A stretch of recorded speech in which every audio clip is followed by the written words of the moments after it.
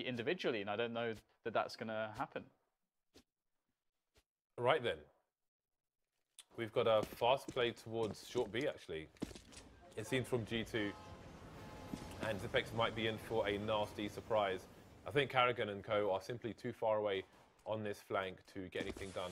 Was that smoke for upper? I'm just going to assume it was. Anyway, G2 are simply rushing the B bomb site. They're trying to push CT as well, but the crossfire's coming in and they're getting absolutely wrecked. Shocks and Scream remain. The bomb is probably going to go down just about, but that's all they're going to get in this round. And just one kill, unless they talk about the one taps for days. Not going to happen on this occasion. Gee, I like the strat, but it simply didn't work then. Yeah. That doesn't mean it's a bad strat though. No, and it's cool because, again, last map we saw all the pistol rounds won by G2. If there's anything you can say about G2, is that, yeah, the pistol skills are actually going to be pretty outstanding. Because you've got Scream, you've got Shocks, RPK as well as a pretty amazing accuracy. Just those three alone can really deliver on pistol rounds. So that's always a danger. But Astralis will win this one. This will be the first one they've won in the series now. And they're on the CT side. G2, when they beat Na'Vi 16-3 in Pro League, they had a 13-round start to the match with their CT half. And they're going to get denied that this time. Not even going to be starting on CT. So it will be very interesting now to see how they deal with this spot. And you can see, they've got the bomb down, so we won't see anything really happening, or it's unlikely to see anything happening this round. They're going to go for a straight rush into B and see what they can get. That's not a good smoke. I hate that smoke on CT because, I mean, it's an eco round, so it's not as bad in the sense that you're unlikely to get flashes, but you can just drop a flash in that smoke and then just charge out immediately. And if you're not, I mean, you can fight through it and so on, but I think that is a extremely suboptimal smoke versus throwing it through to the other side. Anyways, effects with the M4A4 as opposed to the B hold on Dust 2. Double nades coming in as well from Carrigan. And Scream will get these final spray down from Cage and B. But yeah, generally speaking, especially on buy rounds, because I know some CT sides throw that smoke from CT spawn, but I think it's just really dangerous, and it just makes the hold weaker. It just gives the T's something to exploit when ideally you want to give them nothing to exploit. So the buy coming out for both sides. Now the 5 AKs onto the G2 side, who have 3 kills between them. Yeah, can they do something on the A side of the map? Because there's a push here from Astralis straight away. G2, just going to be going straight through there. Scream will take down one, but the trades will come in. Body able to deliver straight back here for G2 for them to have an advantage. But there is still a player who's quite forward on A long, although it is, Device is pulling back now. And he's more or less one of the most important players towards this A defense. That said, he has got Zipex now to play off from, and Zipex has actually pushed a little bit towards the toilets area, and Device is now in for supports.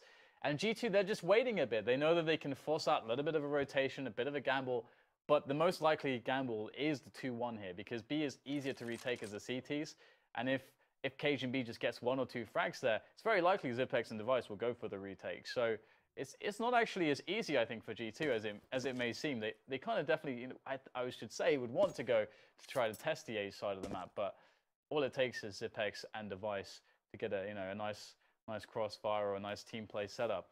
But that said, Device is falling back just as G2 are starting to push split towards A. Nice. Zipex suggests that the team is retreating, but all he wants is aggression down. So the numbers are evened up to 3 versus 3. 30 seconds left on the clock here. We've got the counter nades coming in from the CT side. But the push seems committed to A. The bomb is on long, so there's not much other place for it to go. RPK getting taken down, checking the site the wrong way. And the Zipex are just ruining everyone. But RPK, I mean, that was an interesting what? I mean, it was a bit of a gamble to check toilets that way. A gamble which did not pay off. But Zipex just killed 4 people. He just 1v4'd Easy G2. for Zipex. It's like, oh no, we've gone down 2 players. Zipex 1v4. Okay. Don't worry, guys. Yeah. I got the rest of this. That's crazy. What a massive result there. That really changes things, because now they survive with 3 players, and they're up against G2 on the pistols again. And there's 3 Ds, but there's no nades really to support this. Body picked up a Kevlar, but it is going to be tough to get into the bomb sites so you can get a plot down. Obviously, they will be buying in the following round because the bonus is high. But so far as it is like shooting fish in a barrel for Astralis, like using those ranges where they have advantage, and the rifles There goes the bomb.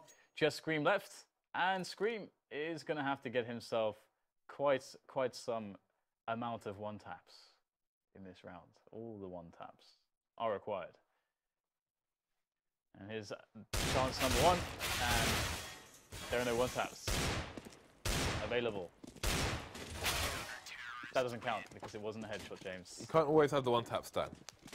You gotta save them for the big round, for the big moments. For the one-man B holds on cash.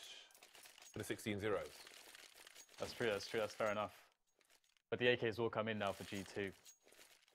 And the AWP comes in for Mr. Device. The Device is, I'd say, notorious for being an extremely dangerous human being on this map in particular. And now with the AWP, we've seen him even lurking in playground before. So his teammates will support him with the counter nades to allow him safe passage back to greener pastures. See, he's still got TSM stickers on his AWP. Okay, Shocks just gonna do that. Give Zipex a very nice haircut there indeed. He's taken his whole head off, James. Perhaps not the best barber in the world. All the head down. Are you alluding to this because you've had a haircut today? I had one yesterday. Ah, excuse me. Yeah. So we'll get G2 now with that one-man advantage again. But this time, they don't want to get 1v4 versus Zipex, but there are more players here. For Astralis on the B-bomb site, oh, that transfer from Cajun B, taking two players down on the entry. Oh, and they're going to be lining up there a little bit for Carragher. He gets one frag there, but not the second, leaving it to a 2 versus 2. Dupree rapidly on the way from the connector area down into sewers now. He's sort of smoked off, which is a little bit sketchy. I wonder if RPK, how he's going to play this one. Will he go back through the smoke, or will he just sit there? Oh, he's going to sit there, and Dupree's is going to walk up and say, "What's up? You are going to be dead." Nice little trade coming in there. Not much to do there for Shocks. And the defuse will be in play. So looking pretty good here. Dupree having a better game than... That's a clean $10,000, Dan. That's a clean $10,000. All the zeros. Now no more. If you come into the US with $10,000 or more dollars, you must declare it, Dan. I've never done this, but I know it from the immigration cards, whatever they call those. Anyway, 5-0 for Astralis. G2 coming out with a big green gun now onto Shocks rather than Smiths. No armor onto Shocks either. We've got more aggression coming in from Astralis. It looks like they want to dictate the pace of this match from start to finish, Dan. Should it finish here? Oh, that is disgusting. Device, please.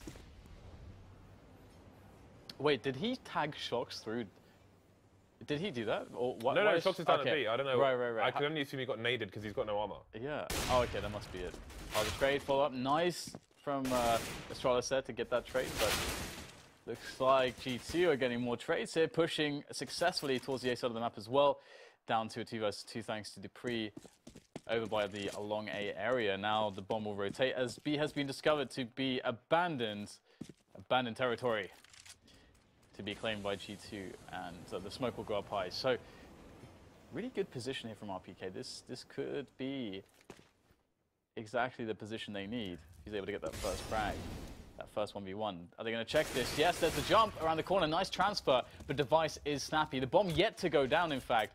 Device not sure what's going on right now. He's actually going to be rotating back. This is... Oh, sorry, he's going high. My bad. Yeah, this is a good position for AWPing as well. You can AWP from the stairs behind it, which is a bit of a dirty position, but it's commonly known these days. And he will finish things off. Got to be careful with the jump, though. There is, actually, there's a hump just to the left of where he landed, which... When people start on spawn, they will often jump there and they'll be left with, like, funnily enough, like something like 89 or 87 health, and they won't understand why. But it's because there's a hump in the water, basically. So if you jump and land on that, if Device did that, he would have lost the round. Because I think it does like 11 to 13 damage if you land there. That would suck. Yeah. Otherwise, it's a great start for Astralis, and there's been a lot of clutches. I mean, if you think it's the way that they've won some of these rounds. Obviously, the cool thing there is that Device actually swapped out for a rifle. There's actually quite a lot of AWPers that don't tend to do that on retakes, even if it's a 1 versus 1. But Device is obviously a very capable rifler as well, which makes him even more scary. But once again, G2 pushing a little bit very slowly towards the A side of the map. probably a little bit paranoid of some of the aggression that Astralis have thrown at them already. And Astralis have a 3-man setup here towards the A side of the map. 2 long, 1 on the short, or the toilets area, the lavatories. And G2 will slowly start to clear. But this, I think we're going to get some contact. First contact has been made. Zipex will take down Shocks, but there's still contact to be made at the A side of the map. Oh, look at this crossfire again. Okay, the crossfire is gone. It's gone. 3v3. Dead then. Yeah. Down to a 3 versus 3. Zipex, though, is coming in. Easy information, man, for the team. He's pushed B tunnel, so he can leave his teammates over towards A. And hence you can see the aggression here from Carrigan. This is a place that Sean Gez used to like holding, and people often said it was a 1 frag position, and there it is. 1 frag for Carrigan there, then he goes down. So Zipex is the last man standing now, and they will have no idea where he's coming from. Although there are a few sound cues in that area to upstairs, but I think a bit deeper towards the B bomb site. So they shouldn't have heard him coming there, but now they all know. All the information is known. It is Zipex, so we can expect a decent go of this. Oh, the fire, wow, that's going to force the bomb from not being planted. Zipex, that is massive right now because there's 10 seconds to plant the bomb. RPK can't really play around right now. He's got to go for it straight away, and that's going to give Zipex a time where he knows the bomb is being planted. He can creep into an off angle. Oh, spots. RPK actually goes for the shot there, and he will not connect. Oh, RPK gets it, throws in the nade, and he shall take down Zipex. Good result there for G2, but they went down to their last man, so their buy here is going to more or less bankrupt them. I think Body stopped planting the bomb to throw a Molotov, and in that time, Zipex threw a Molotov off the wall, which is beautiful. And Body could not plant. So that was really well done by him. You can actually wallbang those boxes now, where the plant was attempted, but I don't know the stats on it. And that's a really important frag for the CTs, considering they've only got 2 pistols. The early advantage is exactly what they needed, and they can try and sit on this advantage for the time being, but not resting on that 1 frag. Device is now charging towards the long area. Again, it is a 1 frag, but still they haven't picked up the gun that Body dropped. So more advantages are required and are attained by Device. That's the bomb as well, so this is really a big problem for Scream. I was wondering if Device was going to commit to one side of the boulder there. It seems he will continue to look for the frag. Shock's engaging 2 at the same time, and he could bring this back to a 3 versus 3 really quickly. Yeah, 4 HP on Zipex. He's only got a 5-7. What is he going to do here? He's just going to get wrecked. Shadow gives it away. Easy wallbang there for Shocks. And now it's down to Dupree, Carrigan, and Device to hold the defense. But the bomb is in their possession, of course, towards Long.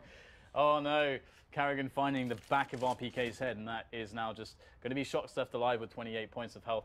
What is he going to do here? He's got a Galil, got a hope, a dream. But it is going to be ridiculous here if he's able to pull something off. Considering that Astralis is set up all the way around the bomb. Shocks going in now. They could be in any position. And look at that. What are you going to do? Device picks up the kill, takes a round, and resets G2. Massive first half here for Astralis. They won the pistol round. They won some of those key clutches. And this is one of the reasons why Astralis is so dangerous as a team, because they have T sides. They have CT sides. They have clutch, like a high level of clutch on a lot of the players. They've got great AWPing. They've got the ability to play, very tactically and smart. This is why everyone thinks that they should be, able to win these majors in more finals than they actually are, because they are the full package, essentially. Yeah, and they are looking very strong indeed at the moment. This is a fantastic CT half for them as well. So G2, it's a good tactical pause in the sense that, Astralis could close this game out in one half, essentially, if things keep going the way they are at the moment. The aggression just has no answer from G2. The most their team has is 6 frags onto any one player, but it's about bringing those frags together to convert rounds. But they had a good opportunity to break the Astralis team there. They started the round with 2 pistols and 3 rifles, and they were still unable to extend their round score from just that 1 run they've got so far.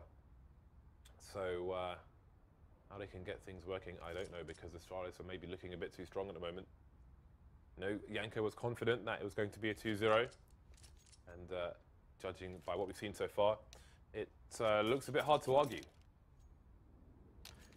Yeah, yeah, absolutely. I mean, I was with Yanko there as well. The 2-0 is, I mean, the thing is that it's all you should expect as a logical human being, right? In a matchup like this, it's like, well, we do. I think we have things kicking off again here. So, you know, let's get back into this. 7-1, just being reset, of course. G2 going with a double molly here, and that's to try to stop this quick sewers push to allow them to get more or less a fast push into the B bomb site without getting stopped towards sewers, just so that they have a better chance to plant the bomb. And one player going down as well already. Device is on point. They're able to find that shot. Cajun from range with the M4 as well. Things looking quite good right now for Astralis. They have successfully denied any entrance now to the bomb site. And there's the GG basically on that round. There's no way to even have a chance to plant. And G2 have to save. I mean, how rough is this? Where you essentially have to double eco this late into the half. That is so sad. Yeah, you can see they've had some bomb plants come in, but even so, they've been unable to take the rounds over the line. So another eco coming out for the G2 side, and you get more aggression. Astralis not giving a monkey's here, not going to play passive on anti-eco. It's not going to play safe. It's going to go in and end these rounds quickly, like they have a barbecue to go to, Dan.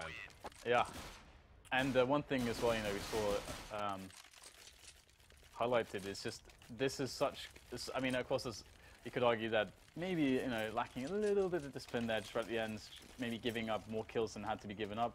But these 2 rounds were key rounds where G2 are double ecoing, where Astralis can make a lot of money. And that's a really big deal, because if G2 are going to try to come back into this one, forcing eco rounds really helps. But there are going to be likely no eco rounds for them to force at this rate. So let's see if G2 can get an early round advantage. They've had that a few times. It's not like they're not able to get that. They've been able to win those battles. They have very skilled players and some good tactical maneuvers to find those advantages. But can they make them happen? 1 versus 1 found in connector, and RPK is going to pull it out of the bag there. 6 HP remaining, but we'll have Carrigan picking off body elsewhere on the map. So 4 versus 4 as G2 are trying to force the CTs back, but they're holding in the laboratory still. Maybe not for long though.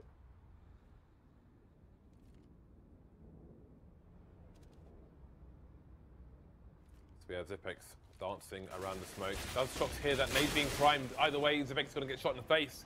And so Carrigan is going to be wrecked as well. So that's the A site. And G2, surely they can't lose this one. Device is coming in with a bit of a pop flash, but 4 versus 2, he needs to act fast, act quickly, and act before that bomb gets planted. Bomb's not even on the site yet, but down he goes, leaving Cajun B alone versus 4. And again, if he managed to get some work done before the bomb went down, then who knows what could have happened. Smith will take down Cajun B. G2 surviving with 4 players as well. Again, they haven't had the best of times in this first half. You can see the money is lacking. So surviving with 4 will be important. Shox can drop for body, and indeed he will. And again, 9-6 is possible. Look at the Astralis money left over once they have to completely rebuy. There's no money in the bank for the CTs either. The T's not doing great, so we'll see. That's a nice molly. I know C's does that molly for Na'Vi as well, but his one I think is a little bit more static, so Shox has a bit of a flow to it while he's moving, which is always good if possible. Shox is just coming in. He's been, even though they've only won 2 rounds, he's been quite dependable, just shooting people straight in the face here.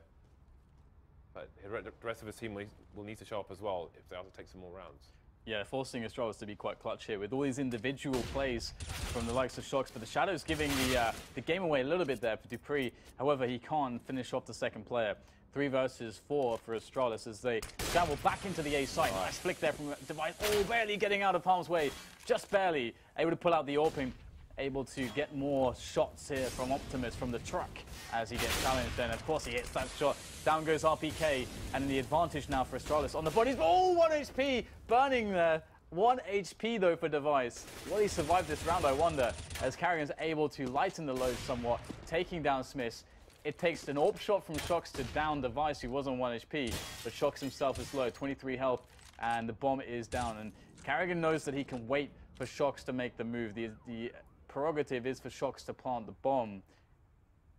And if, I mean, Shox can't go too deep for these kills because he hasn't got the time to plant if he invests too heavily in one player, and he's just he's playing as if he has all the time in the world right now.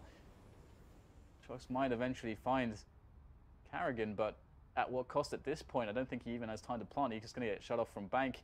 Might go B with it. I think maybe he was trying to go for the pick and go towards B bomb site, but the gamble hasn't paid off. Carrigan maybe with a hard read as to what Shox was doing, and maybe some information from Zipex as well. So the CTs with numbers advantage and the eyes advantage will take the round. G2. Well, I mean, it's still a sticky situation for both teams, but Astralis now have got 10 rounds on their CT side, so they'll be sitting pretty despite the money. They're still converting the rounds. Absolutely, and yeah, that reset is really painful. Again, G2 not getting anything going. And it was Dupree's, he's having a really good or fairly consistent CT half, and it's nice to see that after his Dust 2 was a little bit off, I think, in some regards. But once again, that early round aggression is proving to be effective in these anti-force buys to some extent at least. Ooh, Dupree actually not getting the nade, but they will line up for him. Too easy. And now it's just Scream. And he's got Kevlar and a helmet. It is Scream after all. These are positions where a player like him can get something done. But that first bullet inaccuracy is definitely, it definitely hurts the tap style. That is for sure. But we shall see if Scream can get something else done here. He's so low, 6 HP. It's going to be tough, and the bomb has to be reclaimed as well. He's got a minute to do this. This is like one of those impossible missions in Crystal Maze or something. I can't think of any right now because it's been a long time since I saw that show. It's like, you've got a minute, you've got to do this. 6 HP. If anyone can do it. I'd say it might be Shox at the moment, but you know, never count Scream out. It's going to be too much of a task on this occasion. 11-2, and G2 are slowly, like DiCaprio down in Titanic, they've let go of the raft and they're sinking to the bottom. If I was on the end of the raft and Kate Winslet was on it, I'm not sinking there. I'm holding on to that goddamn raft. Because she's gorgeous there. G2 on the force buy here, they just got the one rifle onto RPK. So one can't expect much. The device is just in a shooting gallery at the moment. He's got the VR on Dan, and he's shooting at plastic ducks. It's going to be pretty good here again for Astralis by and large. I mean, at this point, their money should be more enough for them to accommodate some losses. And that said, it's looking like these losses could actually turn into a round win here for G2 because it's the device on 10. Everyone from G2 now just starting to just, well, rather from Astralis, just hitting the floor. I wonder if they got a little bit too greedy. We missed some of those one-on-ones. So or I guess the fact that they were one-on-ones, maybe that suggests something. Either way, G2 might be able to steal away around here due to Astralis losing some of these battles. And is Device even interested? He's got 10 HP and an AWP, and he has no idea how tagged the G2 players are. He's going for a flank, I'm fairly sure. Going for biggest flank EU. How's their money? How is the money of Astralis anyways? Okay, it's not actually amazing, so he definitely needs to save this. Because they will be reset now. I think he's going all in, Dan. One versus two, the bomb's not down yet. He's got too much cause to push. He does have a lot of time, that is a good point. Yeah, he has a kit as well. And he's got smokes and flashes, although I can't see him getting nades out, but he's unlucky they both went sewers, very unlucky. That's more or less the play that wins. He almost has time for the hero save. I think it'll probably take him about 3 seconds to get onto the site. Let's see. Oh, he missed the shot! He missed the shot. If only he knew then. I wonder what would have happened there. It's very smart to throw the smoke down because the T's kind of have to peek, even though of course he didn't tap the bomb, which may have been obviously like the panic mode for the T's when the CT will tap the bomb in the smoke. Yeah, but you could when the smoke's deployed, you could defuse at the same time and you wouldn't hear the defuse sound. And I don't know if you can always clearly hear it, which is where the paranoia sets in. So when you drop the smoke, they're often going to peek anyway, whether you tap the bomb or not. That's a good point, yeah. Also, a well-timed flashbang can do the job as well. We got your favorite weapon here, James. What's that, the knife? This one. The Nova. I've never fired my Nova. When I go shooting, I always just use the club guns. But this is a good start here for the CT side, who had bits and bobs to work with, bit of MacGyver, you know, get a fan, an elastic band, and a twig, and make yourself some weapons. So a two-man advantage again for Astralis. Although G2 getting that one round on the boards to get to 3 gives them a chance. I think 2 is pretty much a shutout, though. 3 is also crap, but it's a better grade of crap, Dan. You can do slightly more with it. You can do something with 3. You can get a buyout with 3, basically. You can lose a pistol round and still play for overtime and have a buy with 3, but you can't with 2. Now this is going to be tough, isn't it? Remember the days when you could boost over these smokes without... No flashes, Dan. There we go. The raw peaks get it done. First frag is found now as G2 will make their way, or try to make their way in. The smokes to try to cover here, and the nades used to deter the CTs from peeking, but we've got 2 on the truck here. Taps coming from the screen, trying to hit these shots, but it's just not going to work out. And that's the 12-3 there for Astralis. A very strong first half. dupreeh, 22 kills. dupreeh really showing up on overpass for his team. He often does, to be honest. dupreeh is often very reliable on the A side of the map. Again, like I mentioned earlier, the double D, the dupreeh and device combination is a strong one. It's been a while since I saw a 12-3 half on overpass. It's happened quite a lot, actually. Right? Yeah. But I think with deeper understanding, it kind of went away. But yeah, I feel like it's been a few months since I saw one. It's a bit like, I guess in some senses you could say Cash used to be like that as well. Because Cash used to be very CT-sided until, I mean, Cash, that's why Cash is an amazing map. It's so nuanced. I love Cash. As people, over time, people learn so much about the map that it completely swang from a 10-5 CT to even favored T half, a favored T side of the map. A T side of the map, James. There we go, Dan. Well done. I got there in the end.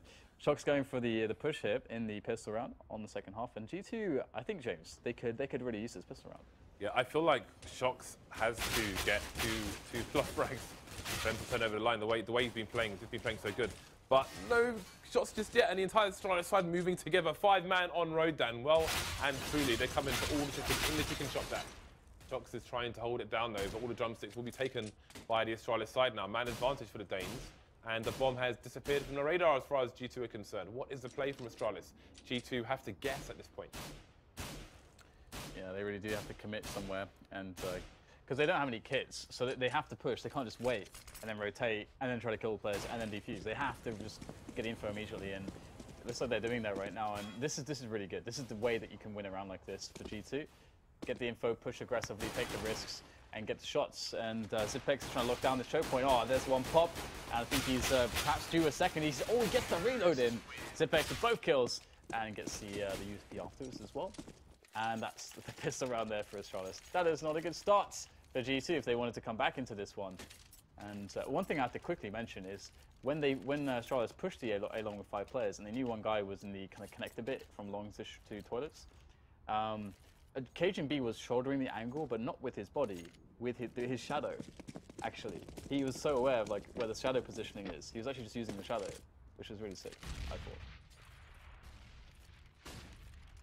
Did not even notice that. Yeah, it's pretty cool. Well, we've got Scream. Oh, has he been spotted? He has been spotted, and he has been eliminated.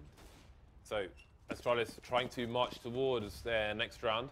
G2 coming in for the flank, though. We know how dangerous these CZs are. Shox got the information for a team. 2-man spray down, 1-man spray down. Kerrigan with a 2-man spray down. And he's looking at something on the floor. And he gets taken down for it. And it's a bomb as well. Defects coming in, the cleanup man, leaving Smiths alone with a scout. The only person he could take out right now without a headshot is Cajun B on all of 2 HP. Cajun B with 2 HP. Can you not kill Zipex? How much damage does the torso shot for the scout do again? It's either... I guess we're fine. I think it's 65. We just found out. Because the device was on full HP. It went down to 26. So, yeah. That would be 1 damage short if it was to be onto Zipex. But obviously there's a damage fall off on distances. So, I don't know how the fall off is exactly for the scout. That's a good question. I haven't looked at it for snipers. Yeah, I actually have no idea how the fall off is for sniper rifles either. because there must be a fall-off to some extent. With the AWP, it's negligible, obviously, because it's an AWP. But anyway, here comes a quick push from Astralis. They just want to close this one out right now. They know that G2 are on force buys. And in they go, trying to play into this B-bomb site. So far, it's actually RPK with the kill. In goes Body with a quick flashbang. Gets himself behind multiple players. Oh no, he cannot get a single frag out of that one. That is very unfortunate indeed. And now Shox will be able to get a quick kill to make things a 2 versus 2, and Device is fairly tagged at the moment. And without the bomb planted in the full rotation in for the CTs, maybe, just maybe, there is a chance here. Smith, great position here, coming in from the back. Gets the kill onto Device, and now it's just down to Zipex, and he knows that someone is behind him. At the very least, for Zipex, he's got the bomb on his back here, and there's the first kill. Ooh, the peek coming in from Scream, though. Zipex is going to get nailed. Nicely done by Scream. And the rest of G2, they managed to win that round pretty handily, despite the fact that they were just on a force buy.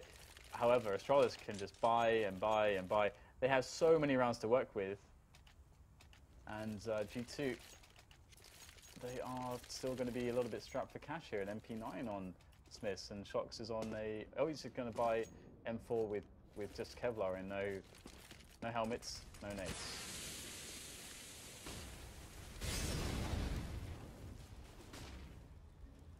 So, yeah, more testing of the G2 defenses to be done despite this round being forced by a trade coming in there. Cajun B coming in second with the AK. Nice and smart by the T side, getting the information to the men with the big guns. Speaking of big guns, Apex has been taken down to 23 HP, so he might want to drop his AK over to Dupree, who's full health. He can be found. There goes Cajun B as well, so things looking good. But more trades coming in for Astralis. So we're down to 3 for 3, and now all 3 for the Ts have AKs. I'm not sure if Scream spotted Device there. Body is moving into the... I don't think he spotted the Device, actually. And Scream's making a lot of noise, so he could get taken down. All this jumping going on. And there we go. So is the bomb going to rotate? Bomb's in B sewer, actually. B short, sorry. And indeed, it will get rotated because Zipex got taken down. And Device is moving all the way into CT spawn, so this is not looking good for Shox. Yeah, Device is on a ninja mission right now, just silently able to get into nice positions and just delivering assassinations to G2. And now comes Shox, goes for the frag, actually almost gets a good go of it there. Device on 24 points of health, but it's not peeking, forcing Shox to waste time, or trying to waste as much time as Shox as he can, and he will get the kill there. So 15-4 in G2 look like they are in a lot of trouble right now. They have no money, and oh god. It's so painful to just look at how awful G2's chances are in this kind of a position. They obviously have to go with a force buy every round now, obviously, if they're able to survive any more rounds, that is. But hey, they did it once, maybe they can do it again. So we have fast play into the connector area. The HE will do minimal damage. Cajun B will hold a passive angle. It's always important to have somebody there for Ts if you've got somebody playing for a fast short B take, so they don't get flanked through the connector door. You can give that spray down when it is required. Did they increase the amount of balloons, James? Seems to be more balloons. I don't believe so. Yeah. Ooh, nice peeking there by Screen. Bomb left in a passive position for now. And Cajun's got to be careful because he might be the one who has to pick it up, although Dupree is moving over there. Cajun has 24 HP at the moment. Wow. Have been taken down, but Smith's got to be careful with those flames. They could easily move down to that lower stair. But he will survive for now. So 3-3. Cajun B still heavily tagged, so G2 could get themselves a fast advantage here if they're fast enough. However, RPK is also 10 HP. And Body should be heard by Cajun B's position, so we might see a slow flank coming in, and the Ts will have the alarm raised on the site. And they will position accordingly. He's going in again. He gets 3 kills this round. He's been so good for the team. Oh, lining it up there is Body, but he will die 16-4, and it is a really quick cleanup there from Astralis in the second half. And just generally speaking, they have had a great series here. I mean, the first map was a little bit shaky, lost both pistol rounds, but they always fought their way back, and they managed to have a strong victory on the CT side. Told ya. Yeah. 2-0, easy. Is that all you have to say? No. Good. I mean, it's clear that why Astralis is a good overpass team. You could see the different setups. They had some good reads on G2 as well, and you combine that with a great performance from Device in Dupree towards the A bomb side. They had setups towards long, towards toilets. I think the main problem from G2 was, I don't know, there were maybe only a couple of rounds where they weren't a man down after, I don't know, 20 seconds. There were so many times that Device would get the opening pick. Yeah, sometimes like the shocks getting killed on zip rings jumping, that would happen as well. G2 would get an advantage, but Astralis seemed really good at, just disregarding that, just getting a kill of their own on the other side of the map. And that's when you kind of want to have a set strat of some point, maybe towards the B bomb side, which G2 did try in one round, but it was kind of not as well coordinated. They didn't have a lot of equipment. It was mostly pistols. So I point out you had those 2 close rounds as well that ended up in a defuse. So if they had maybe a bit more luck, it could have been perhaps closer. But in the end, I just felt that Astralis was the better team.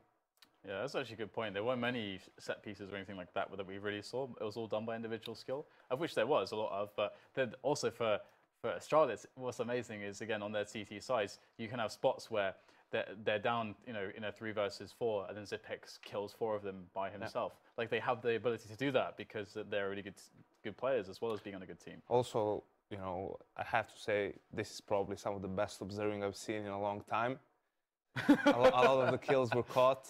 Yeah. The Zipex one that you mentioned as well. So. Yeah, but did you see me observing yesterday? Because if you did, then you wouldn't say that, Janko. I sleep during inhumane hours, James. Yeah, Janko was observing those matches for us, so thank you very much. And I will be observing a bit later on when Matt and Henry are casting for the North American segment. So that's going to close our show for Europe. Again, we will be back in about 5 hours, actually, for 2 best-of-3s in a North American region. So thank you for tuning in. And if you are staying up late today, we will see you later on.